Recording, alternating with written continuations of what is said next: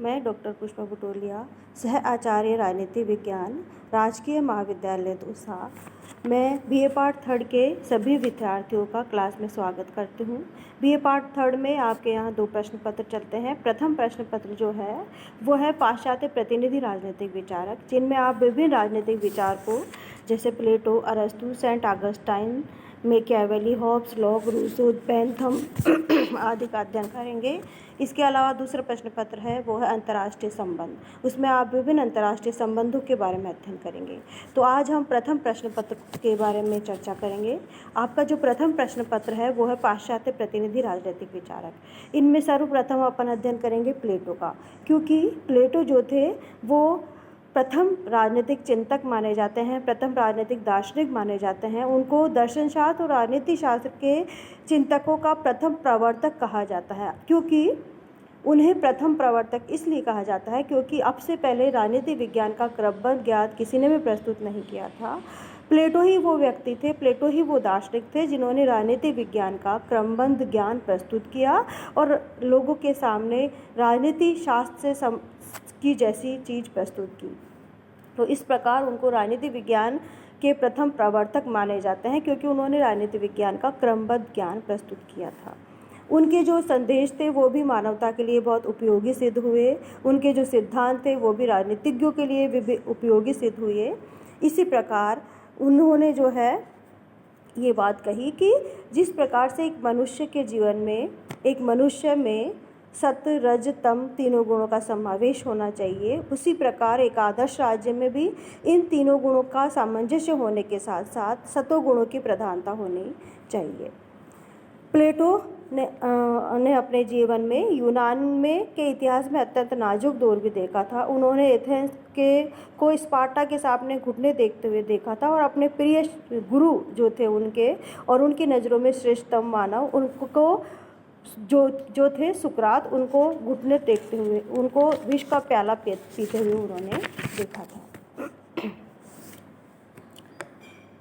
उन्होंने अपने काल में 30 आतताइयों का शासन देखा था और नैतिक आदर्शों का पराभव भी देखा था।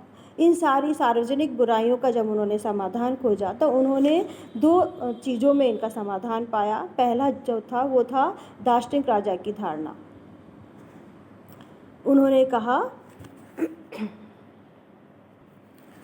कि सर्वाधिक बुद्धिमान व्यक्ति के द्वारा शासन किया जाना चाहिए। उन्होंने कहा कि सर्वाधिक धनवान व्यक्ति के द्वारा नहीं, बल्कि ना ही सर्वाधिक महत्वाकांक्षी व्यक्ति के द्वारा, बल्कि सर्वाधिक बुद्धिमान व्यक्ति के द्वारा शासन किया जाना चाहिए। उनकी बात शैले ने भी कही कि वह प्रथम व्यक्ति ऐसे थे जिन्होंने ये कहा कि प्रथम और संभवतः अंतिम व्यक्ति थे। शैले ने कहा कि वह प्रथम और संभवतः अंतिम व्यक्ति थे जिसने इस बात का प्रतिपादन किया कि राज्य पर सर्वाधिक धनवान, सर्वाधिक महत्वाकांक्षी और सर्वाधिक चालाक व्यक्तियों के द्वारा शासन नहीं होना चाहिए, बल्कि सर्वाधिक बुद्धिमान व्यक्तियों का शासन होना चाहिए। दूसरा सिद्धांत उन्होंने दिया राजनीतिक अधिकार और आर्थिक शक्ति का पृथक्करण होना चाहिए। अर्थात ये एक ऐसा सिद्धांत है जिसे भुलाकर आज भी विश्व जो है भ्रष्टाचार से ग्रसित हो रहा है। आज भी विभिन्न राजनीतिक समस्याएं, राजनीतिक महत्वाकांक्षाओं के कारण विश्व जो है इस चीज़ से परेशान है कि आर्थिक शक्तियों के प्रलोभन के कारण राजनीतिज्ञ भ्रष्ट हो जाते हैं और राजनीतिक शक्ति का पराभव हो जाता है या राजनीतिक शक्ति का दुरुपयोग किया।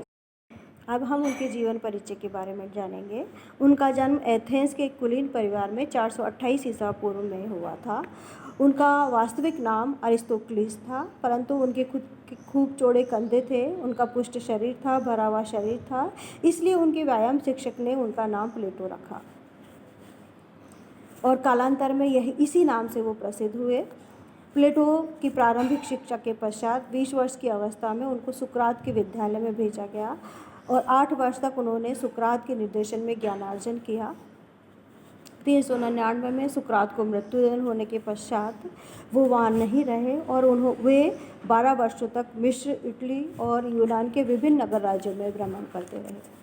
विदेश यात्रा से लौटने के पश्चात 388 ईसा पूर्व में उन्होंने एक शिक्षण संस्था खोली और यह वही शिक्षण संस्था थी जो विश्व प्रसिद्ध अकादमी रही, जो विश्व का प्रथम विश्वविद्यालय होने का गौरव इसे प्राप्त हुआ।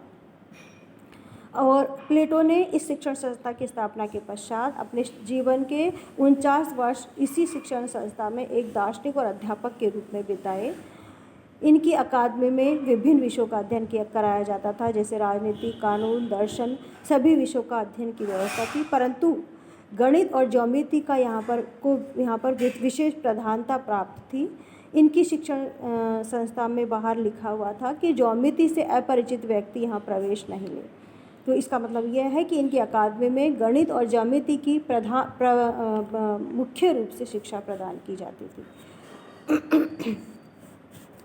प्लेटो की विभिन्न रचनाएं जो है उनको संवाद कहा जाता है, क्योंकि प्लेटो ने जो भी रचनाएं रची उनको संवाद शैली में उन्होंने उनका निर्माण किया, वार्तालाप शैली में उन्होंने उसको लिखा, प्रश्नोत्तर शैली में उन्होंने उसको लिखा। इसलिए उनकी विभिन्न रचनाओं को, उनकी विभिन्न पुस्तकों को संवाद कहा जाता है। तो इस प्रकार से प्लेटो ने 36 संवाद प्रस्तुत किए। उनमें प्रमुख है ओपोलॉजी, क्रिटो, मीनो, प्रोटोगोरस, फेडरस, फ्रेडो, स्टेटमैन, क्रिटो। इसके अलावा उनकी राजनीतिक विचारों का ज्ञान करने के लिए हमें रिपब्लिक, स्टेटमैन और लॉज को देखना चाहिए। अब हम बात करेंगे रिपब्लिक की। रिपब्लिक प्लेटो की सर्वोत्तम कृति मानी जाती है। इसे नाटकीय शैली में उन्होंने रचा था। इसे गणराज्य और न्याय के दोहरा शीर्षक भी प्राप्त थे, किंतु इस आधार पर इसे राजनीति विज्ञान का विधान शास्त्र का ही ग्रंथ नहीं समझा जाना चाहिए। यह इससे बहुत अलग भिन्न है, क्योंकि इसमें इन्होंने समाजशास्त्रीय, आध्यात्मिक, शैक्षणिक सभी समस्याओं की विवेचना की गई थी और इस प्रकार संपूर्ण मानव जीवन का इसे दर्शन कहा जाना चाहिए। इनके रिपब्लिक के बारे में सेबाइन ने कहा कि यह किसी एक प्रकार का शोध प्रबंधन नहीं है और न ही राजनीति, नीतिशास्त्र, अर्थशास्त्र, मनोविज्ञान इनमें से किसी एक का अंग है। यद्यपि इसमें से यह सभी कुछ है, इससे अधिक भी, क्योंकि यह कला, शिक्षा और दर्शन को इसमें स्थान दिया गया है। अरे यार, खराब हो जाता है जरा उसके कारण।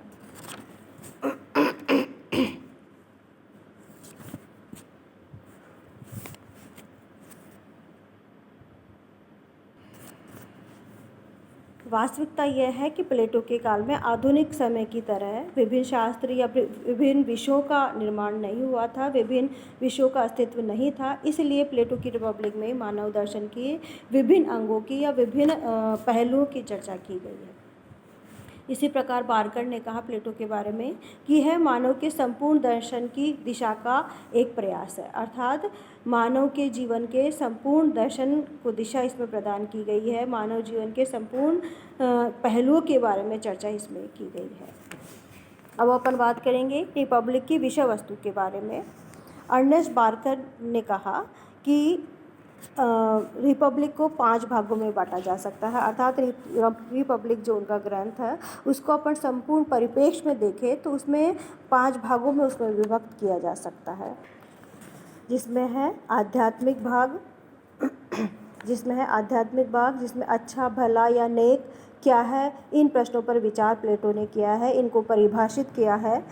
इसी प्रकार दूसरा भाग है नैतिक दर्शन। इस भाग में मानव आत्मा के गुणों पर प्रकाश डाला गया है और बताया गया है कि न्याय के संयोग से ही आत्मा पूर्णता प्राप्त करती है। प्लेटो ने नीतिशास्त्र और राजनीतिक शास्त्र में कोई भेद नहीं समझा था। उन्होंने नीतिशास्त्र के नियम व्यक्ति और राज्य दोनों पर समान रूप से लागू होने की बात कही थी। तो इस प्रकार से प्लेटो के बारे में कहा जाता है कि प्लेटो जो थे उन्होंने ये माना कि नीति शास्त्र का पालन राजनीति शास्त्र में किया जाना चाहिए, अर्थात वही राजनीति शुद्ध है जब उसमें नैतिक नियमों का पालन किया जाए। तो इस प्रकार से प्लेटो ने माना कि एक मानव के लिए और राज्य दोनों के लिए समान रूप से नैतिक नियम लागू होने चाहिए। इसी प्रकार उनके जो ग्रंथ है रिपब्लिक, उसका तीसरा भाग है शिक्षा। अर्थात इस भाग में प्लेटो ने आदर्श राज्य के निवासियों की शिक्षा दीक्षा की व्यवस्था की। उन्होंने कहा कि शिक्षा जो है वो उद्देश्यपूर्ण होनी चाहिए, सो उद्देश्य होने चाहिए, अर्थात शिक्षा इस प्रकार से होनी चाहिए जिससे कि व्यक्ति को कुछ प्राप्त हो, जैसे कि व्यक्ति शिक्षा प्राप्त करके कुछ कर सके, अपने राज्य के लिए कुछ कर सके, और शिक्षा से ही दार्शनिक राजा की स्थापना हो सके, दार्शनिक राजा हमें प्राप्त हो सके। तो इस प्रकार से उन्होंने विभिन्न चरणों की शिक्षा की बात कही कि शिक्षा विभिन्न चरणों में दी जानी चाहिए, विभिन्न एज ग्रुप के अनुसार विभिन्न विषयों का अध्ययन किया जाना चाहिए। इसी प्रकार से चौथा भाग है वो है संपत्ति और परिवार, अर्थात उन्होंने कहा कि संपत्ति और परिवार के लालच में जो व्यक्ति जो है वो भ्रष्ट होता है, वो अपने सतो गुणों को खोता है। इसलिए शासक वर्ग के लिए जो है संपत्ति और परिवार का साम्यवाद होना चाहिए। तो इस प्रकार चौथा भाग जो है वो माना जाता है संपत्ति और परिवार। उनके रिपब्लिक ग्रंथ का 5वां भाग जो है वो होता है आदर्श राज्य का पतन, अर्थात उन्होंने इतिहास का अध्ययन किया। इतिहास का अध्ययन करने के पश्चात इतिहास की ओर इंगित करते हुए उन्होंने कहा कि एक आदर्श राज्य जो होता है वो उसका पराभव आवश्यक रूप से होता ही है, अर्थात कई बार ये होता है कि आदर्श राज्य की अवस्थाओं पर नियंत्रण नहीं किया जाए तो एक आदर्श राज्य एक निरंकुश राज्य और आततायी राज्य में परिवर्तित भी हो सकता है। इसलिए एक आदर्श राज्य के लिए आवश्यक है कि दार्शनिक राजा जो है वो पूर्ण रूप से नियंत्रित रहे, पूर्ण रूप से नैतिक आचरण करे, और अपने नैतिक आचरणों के साथ साथ वो राज्य में भी सतोगुणों की प्रधानता रहते हुए नैतिक शासन जो है उसके द्वारा किया जाए। अब अपन अगला जो टॉपिक है वो है अपना प्लेटो के न्याय संबंधी धारणा। वो अगले क्लास में हम इसका अध्ययन करें।